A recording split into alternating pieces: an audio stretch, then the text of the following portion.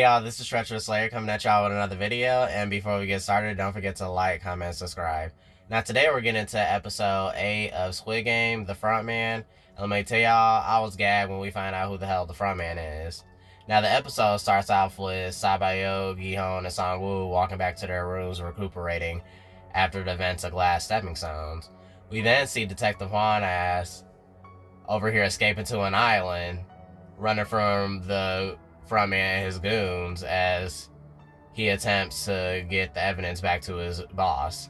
We're then tossed back to Sangwoo finally showing his true colors to Gihon as he scolds him and tells him how much of a naive idiot he's been this whole time and how he shouldn't be so trusting of others and how he basically used others to get so far in the game as he did. But I'm like, okay, but so did your lame ass, so that wasn't a clapback you thought it was, sir. Like, let's be serious right now. And then Gihon finally learns the truth about what a true Ganbu is, and obviously Sangwoo is not his Ganbu, as we can see.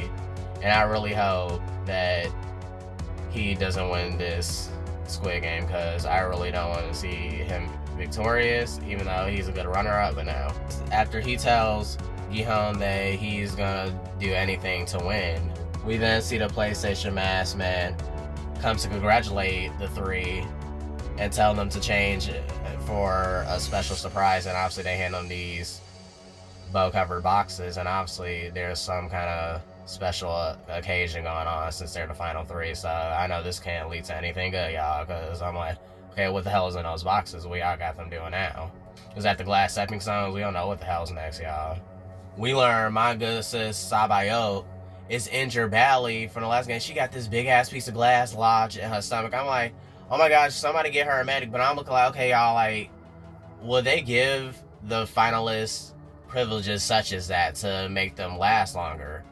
Because I wonder why the hell she's not saying anything. Like, she's badly wounded. Like, if y'all want to see a good conclusion, y'all at least need to get first aid to y'all players, at least the final big three. That's how I would look at it, at least. I don't know what the hell they got going on, but y'all let me know, like, because she got some help, like, what's going on, like, because she need, like, a good band-aid or some gauze and some disinfectant, like, stat.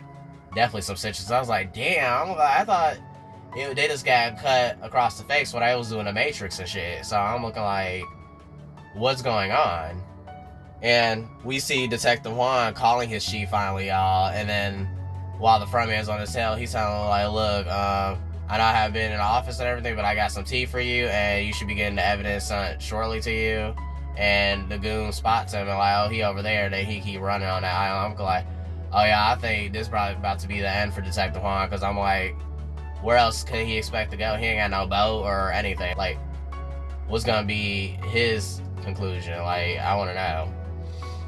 So as the episode goes on, and then we see the remaining players are having an extravagant meal to reward them for surviving Glass Stepping Stones. Because obviously I feel like that was the most deadliest game they played throughout this whole show so far.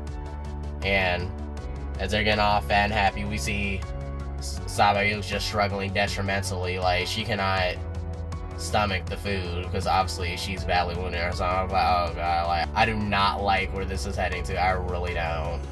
It's very foreboding to watch, and I'm like, okay, what the hell is about to happen? Like, is my good sis Sabayo gonna make it? So as they stuff in their faces, the PlayStation masked man chases Detective Juan to the end of the cliff, and the frontman gives him a choice to either submit and admit defeat and work for them, or, you know, get boffed and flopped. So I guess they not scared of the police, y'all. I guess they looking like, y'all ain't Big Papa around these parts. Like, we ain't scared of none of y'all.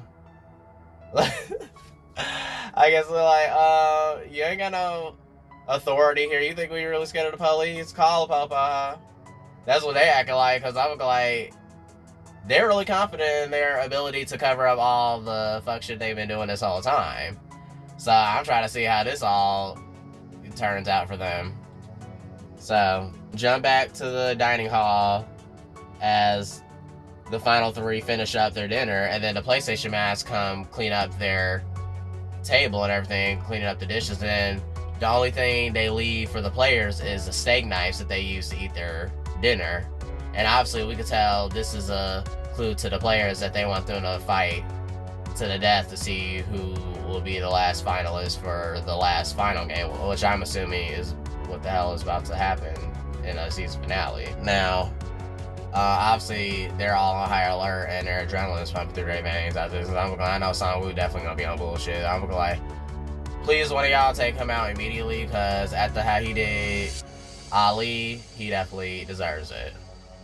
Now, y'all, we jump back to the cliff where Detective Juan getting confident in his ability that his evidence is gonna get sent through, but it's lagging and everything.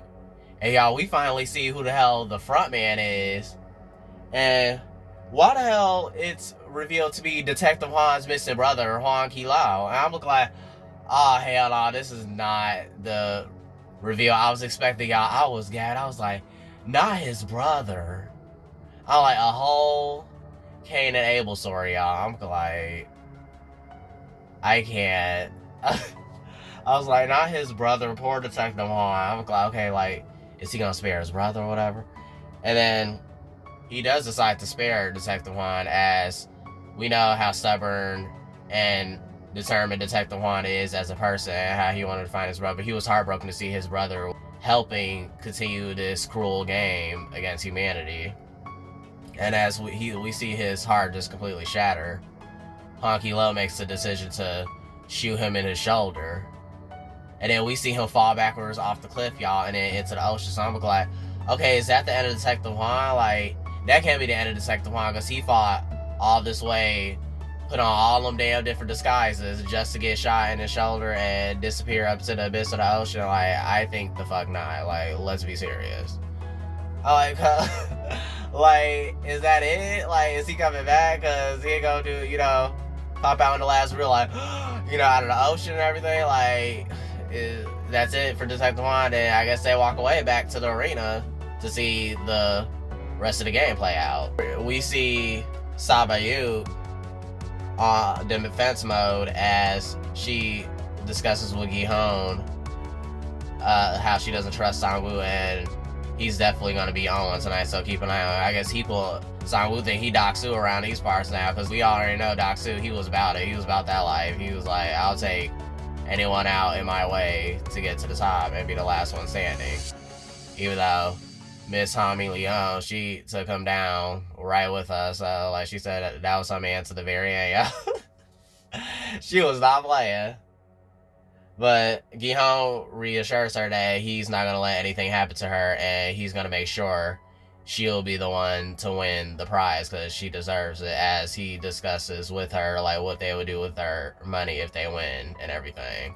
And obviously she brings up how she wants to take care of her brother and her mother, and doesn't want them to suffer anymore, along with herself. And he reassures her that he will make sure her dream come true. And then this is the most defensive. I say he seen Sang-woo getting all sleepy and thought to make a move, and then Sang-woo kind of woke up a little bit. He paused, but then Sabayuk had to remind her, you know, you're not that type of person, so you really only need to attack him if he attack you, basically, in self-defense, because that's the only way I can see Gi-hun really like finding his Ganbu, as they like to throw around. No, none of them ain't no Ganbus up in that bitch.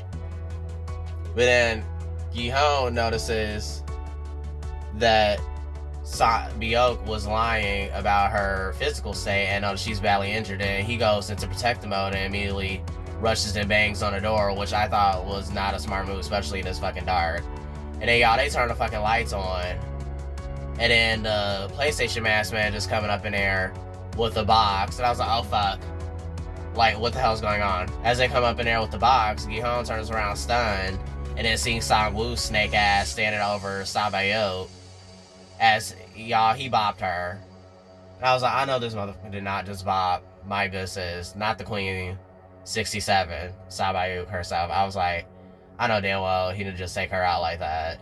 And y'all, Gi-hun just loses his shit. I was like, I would have been the same way, because I don't know who the hell you think you are. Like, you gonna really take her out while she's down, even though she was badly injured. But I'm looking at the PlayStation mask like, y'all know she was badly injured. Y'all could have really tended to her wounds, and it's really pissing me off. I'm like, oh my gosh. He attempts to bop Sangwoo to the top. And unfortunately, the PlayStation Mask Man interrupt him and slam him to the ground, and he just crying in sadness because he just lost Sabayuk, and he really fought hard to protect her because he did protect us since the beginning, ever since Lights Out. Like, that really got me messed up, like how Sangwoo just clipped her like that. I'm glad. Oh yeah, you definitely gotta come in, sir. Oh, you gotta come in. Because obviously, they will say Gi-Hon and Sangwoo for the last round of the Squid Game, so yeah. And they put her in a box, and I can't, like, even fathom to watch this scene. I'm like, no, I can't, because I was definitely rooting for her. I wanted her to be the one to win the Squid Game, and I'm not gonna get over that. Like, I know y'all see this photo of Ga Young when she was holding that gun that Gi-Hon got her for her birthday. That's how I'm gonna do Sangwoo next time I see him. If this man wins the season finale, that's how I'm gonna pull up on him. Like, y'all see Ga Young ready with the clipper, and I'm gonna let it sing as soon as I see him. Because that really just pissed me off. Like, is he serious? Like, he seriously just bought. I'm like, y'all really gonna take her out like that? Like, okay. But I digress. We jump to Han Ki-lo recuperating in his room, washing the blood off, and we see him hallucinating Detective Huang in the mirror with just terror and fear consuming his face. And I know deep regret is haunting him right now, because I'm like, yeah, you just shot your younger brother off the cliff, and I, you know damn well your younger brother looked up to you, and you just gonna do him like that? Like, yeah, I hope all hell comes towards your way, sir, because you definitely deserve it. And we see Sabayuk's box getting cremated, and y'all, the episode ends, and yeah, I'm definitely anxious to see who the fuck is gonna win the Squid Game, because all I know is it better not be Sangwoo, because he definitely does not deserve to win after all the shiesty shit he has done. And I really hope Gi-Hon gets his lick back, because he definitely deserves to get his lick back after how he just did Sabayo, because that has pissed me off. So I guess y'all stay tuned for later this week for my episode 9, which is the season finale recap and thoughts. And also stay tuned at the end of that video for a little surprise I have in store for y'all. Can't wait till y'all see what I have waiting for y'all. And don't forget to like, comment, and subscribe. And I'm Treacherous Slayer, and I'll see y'all later. Bye.